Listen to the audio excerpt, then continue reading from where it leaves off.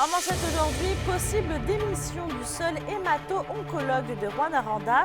Et on fait le point sur les virus respiratoires dans la région. Le TVA Nouvelle Midi commence maintenant.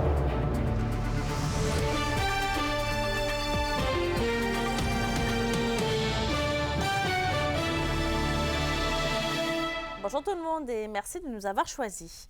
Le seul hémato-oncologue de Rwanda a fait part au CISAT de son intention de démissionner. Il s'agit du docteur Samer Tapchi, selon Anne Savoie, qui est l'une de ses patientes. Et Kimberly, c'est une nouvelle qui ébranle beaucoup cette patiente. En effet, Mélissa, j'ai communiqué avec Anne Savoie qui m'a répondu par écrit qu'elle est inquiète pour la suite des choses depuis l'annonce du départ de son hémato-oncologue il y a quelques jours. Donc, elle doute que les suivis par télémédecine ou encore par plusieurs médecins différents soient aussi efficaces que d'avoir un seul médecin assigné. Et Mme Savoie confirme que le docteur Tapchi, étant donné qu'il est parent d'un nouveau-né, va quitter entre autres en raison de la qualité de l'air à Rwanda.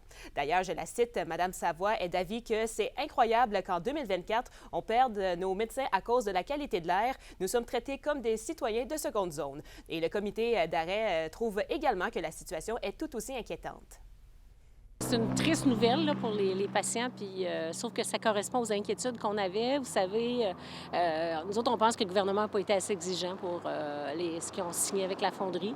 Attendre 5 ans, avoir quelque chose de pas pire, puis même pas idéal, là, c'est beaucoup trop. Alors, les gens qui comprennent la situation, qui connaissent les maladies, qui sont confrontés à tout ça, mais on peut croire qu'ils peuvent prendre une décision de partir, bien, on ne peut pas leur en vouloir. En terminant, Mélissa, le CIS de l'Abitibi-Témiscamingue tient à rassurer la population. Par voie de communiqué aujourd'hui, l'organisation affirme que les services d'hémato-oncologie sont maintenus à ceux qui ont un diagnostic de cancer et continuent naturellement des démarches de recrutement. D'ailleurs, le CISAT souhaite avoir 4 hémato-oncologues en région pour répondre adéquatement aux besoins de la population, mais incluant le Dr Tapchi, seulement 2 étaient en poste jusqu'à présent. Et on va suivre ça de près. Merci Kimberly. Au plaisir.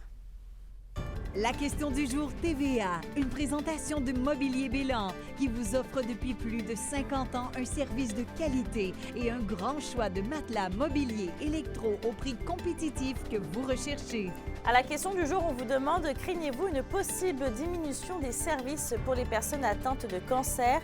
Pour voter et commenter, rendez-vous au tvaabitibi.ca. Et toujours en santé, alors que la circulation des virus respiratoires est encore bien présente partout dans la province, incluant ici dans la région, on fait le point avec le CIS de l'Abitibi-Témiscamingue. Et Alexandre, vous avez pu faire un retour sur les dernières semaines avec la Direction régionale de santé publique. Absolument. Je me suis entretenu ce matin avec la docteure Omobola Sobanjo, la directrice de la santé publique. Elle m'a mentionné là, que pendant le temps des fêtes, les lits dans les hôpitaux qui étaient accordés à des gens atteints de la COVID-19, ça s'élevait à 15 Là, 15 pour des gens atteints d'une maladie respiratoire, ça, c'est un retour à une certaine normalité, voire même pré-pandémique. Pour ce qui est maintenant des vaccins, elle m'a confié que 55 des gens de 70 ans et plus étaient vaccinés proprement contre la COVID-19. 55 ça peut paraître peu, mais c'est un retour à une certaine normalité. Tu sais, dans les 2 dernières années, on était autour de ça aussi, 55 donc on peut noter une certaine stabilisation de la vaccination présentement. Ce qu'on a observé, nos hôpitaux étaient bondés avec des consultations et aussi il y avait des gens qui étaient assez malades d'être hospitalisés. On a vu à un moment donné presque 20 des lits de l'hôpital étaient pour l'influenza ou pour pneumonie dans les dernières semaines. Donc, c'est quelque chose quand même important et c'est pour ça qu'on demande aux gens de se faire vacciner parce qu'on ne protège pas juste soi-même, mais les autres autour de nous. Et Alexandre, qu'est-ce qui en est de la transmission des autres virus respiratoires? Bien, on le sait, les virus respiratoires se sont transmis pas mal dans le temps des fêtes, mais on pense surtout à la COVID-19, mais il y en a d'autres aussi, notamment l'influenza, et c'est surtout l'influenza qui s'est transmis dans le temps des fêtes. On y pense un petit peu moins à l'influenza parce qu'évidemment, la COVID-19, mais l'influenza, là, pour les gens qui sont immunosupprimés ou vulnérables, c'est tout aussi dangereux que la COVID-19. Pourquoi? Parce que la COVID, on commence à être pas mal immunisé, on est vacciné, on l'a attrapé. L'influenza, il y a un certain rattrapage à faire, ce qui la rend dangereux. Et c'est surtout les jeunes qui ont été affectés par l'influenza dans le temps des fêtes. Madame Sobanjo, il va de la même recommandation que le ministre de la Santé d'aller se faire vacciner et comme ça pour se protéger des futures complications. Plus de jeunes personnes ont eu l'influenza. Parce que c'est des personnes qui pensaient, ah, moi, je suis correct, la grippe, c'est pas grave. Mais ils ont été quand même assez malades. Ce qui fait en sorte que ça nous rappelle que le fait qu'on n'a pas été exposé pendant quelques années, la première fois qu'on rentre en contact avec ces virus-là, ça nous brasse, là. Donc, c'est ce qu'on a observé dans les dernières semaines aussi. Finalement, j'y vais avec une citation savoureuse que m'a confiée Mme Somanjo ce matin. L'immunité, c'est bon. L'immunité par l'infection, c'est bon. Mais on n'a pas besoin d'être malade pour être protégé. On peut toujours prendre des rendez-vous pour la vaccination sur le site Clic Santé un peu partout dans la région. Merci, Alexandre. Et on se tourne à Val-d'Or maintenant. La halte garderie de la Maison de la Famille a pu être bonifiée dans le cadre du programme Petit Pied au chaud. Et c'est entre autres grâce à un généreux don que le projet a pu se réaliser. C'est une contribution de 10 000 $ qui provient de la Fondation. Kémilia, est-ce que vous êtes avec nous en ce moment? J'ai présentement des petits problèmes là, de connexion, donc je vous reviendrai très rapidement. C'est parfait, merci beaucoup. En tout cas, c'est une aide qui a été faite par la Maison de la Famille de plus de 10 000 $. Ça a permis en fait à la Maison de la Famille de donner une touche d'amour à leur halte garderie. Un système de plancher chauffant a été installé. Ils sont aussi maintenant équipés d'une thermopompe pour bien ventiler la pièce. Et pour la directrice de la Maison de la Famille, c'est un projet qui permet vraiment aux enfants et aux éducatrices de profiter d'un endroit plus confortable comme la garderie qui se trouve au sous-sol du bâtiment. Le projet Petit Pied au chaud vient là, quand on a acheté là, il y a 2 ans, on s'est rendu compte là, que la halte garderie, là, c'était froid pour les petits pieds des enfants. L'air ambiante n'était pas nécessairement bonne. Donc, on a lancé ce projet-là pour remédier à tout ça. Les installations ont été faites en majeure partie là, au courant de l'été, se sont terminées à l'automne et présentement, tout est en fonction. Et justement, on va essayer de savoir un peu comment cette halte garderie qui fonctionne. Eh bien, il faut savoir que c'est un service qui est déjà très populaire à Val-d'Or. Annuellement, ce sont environ 3 000 enfants qui fréquentent la garderie qui est en fait un service de dépannage. Donc, les parents peuvent réserver 2 blocs de 3 heures par semaine pour y déposer leurs enfants. Et comme on peut le voir à l'échelle de la province, les places en garderie se font de plus en plus rares. Donc, c'est plutôt un service qui offre du renfort aux parents qui souhaitent prendre un petit peu un moment de répit. On va écouter tout de suite l'une des animatrices de la halte garderie. Moi, je suis éducatrice et animatrice. J'anime 2 ateliers, une de parents-enfants à la bibliothèque 1 fois par mois, puis aussi de stimulation précoce, grandir avec mon enfant. À la halte garderie, dans le fond, on s'occupe des enfants. On peut en avoir jusqu'à 15 par bloc. On a 2 blocs par jour ou des journées complètes.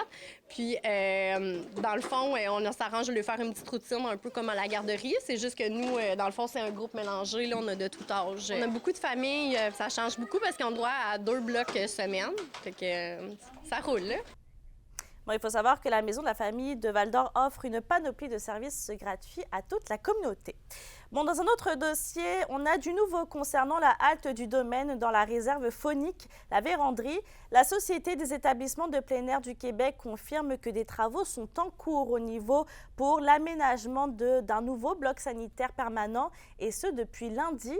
Le contrat a été octroyé à Groupe Altec au montant de 761 000 $.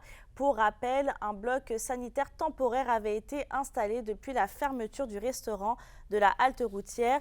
Et à noter que ce dernier restera opérationnel durant la durée des travaux qui devraient se compléter d'ici le printemps prochain. Et c'est un bilan plutôt positif pour la 5e édition du spectacle Festivitas de la troupe à cœur ouvert de Lassar. C'est devant près de 2000 spectateurs que la troupe a présenté son spectacle hivernal en 7 représentations. On rappelle que 40 comédiens ont dansé, chanté et joué l'histoire du temps des fêtes de l'Abitibi-Témiscamingue d'hier à aujourd'hui. Et 92% de la clientèle provenait d'ailleurs de la région et 8% hors de la région. Et c'est soir de match pour les Huskies de Rouyn-Noranda et les Foreurs de Val-d'Or. Avant-dernier d'ailleurs dans la Ligue, les Foreurs vont tenter ce soir à Gatineau contre les Olympiques de freiner leur série de défaites à 6. Le Vert-et-Or n'a pas savouré une victoire maintenant depuis le 16 décembre dernier. Et du côté des Huskies de Rouyn-Noranda, ils tenteront de remporter contre les Saguenayens à Chicoutimi un 10e match de suite avec au moins un point. Toujours dans la LHMQ, cette année, les Foreurs comptent 2 gardiens au parcours bien différent. À 20 ans, William Blackburn en est à sa dernière année dans la LHMQ et va terminer sa carrière junior avec le Vert-et-Or, 4 ans après avoir été repêché par Val-d'Or. De son côté, Mathis Lucier a été rappelé d'urgence l'an dernier en raison des nombreuses blessures devant le filet de l'équipe et s'est taillé un poste régulier au dernier camp d'entraînement.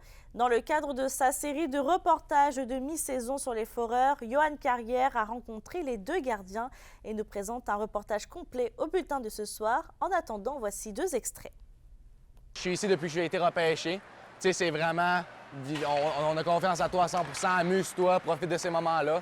Fait que, tu sais, je suis vraiment, tu sais, je suis grateful, je suis vraiment, tu sais, content de pouvoir vivre cette expérience-là. Puis, tu sais, un peu comme Jérémy Michel qui a vécu ses 5 années ici, moi, je vais avoir vécu mes 4 années ici. Fait que, tu sais, je peux pas demander mieux, puis je suis vraiment content de l'opportunité. Bien, c'est sûr que les choses sont allées super vite, mais j'en profite encore aujourd'hui le plus possible. Ils m'ont signé au Fight l'année passée, comme ils m'ont dit, tu sais, on pense pas que tu vas jouer, ça va vraiment au cas où. Finalement, j'ai eu la chance de jouer et ça a super bien été. À la météo aujourd'hui, on a une alternance de soleil et de nuages en Abitibi. Au Témiscamingue, on aura plutôt des ennuagements tard cet après-midi. Et côté température, il va faire un maximum entre moins 15 et moins 13 degrés avec un refroidissement éolien allant jusqu'à moins 24. Pour ce soir et cette nuit, c'est des nuages qui nous attendent au nord comme au sud. Par contre, une tempête de neige pourrait s'abattre sur le Témiscamingue avec 15 à 25 cm de neige, des vents forts et de la poudrie aux endroits propices. Les températures, par contre, sont plutôt stables autour de moins 15 degrés. Merci de nous avoir suivis ce midi. N'oubliez pas qu'on est sur YouTube et XTV Abitibi Témiscamingue. Je vous souhaite de passer une belle journée et à tout à l'heure.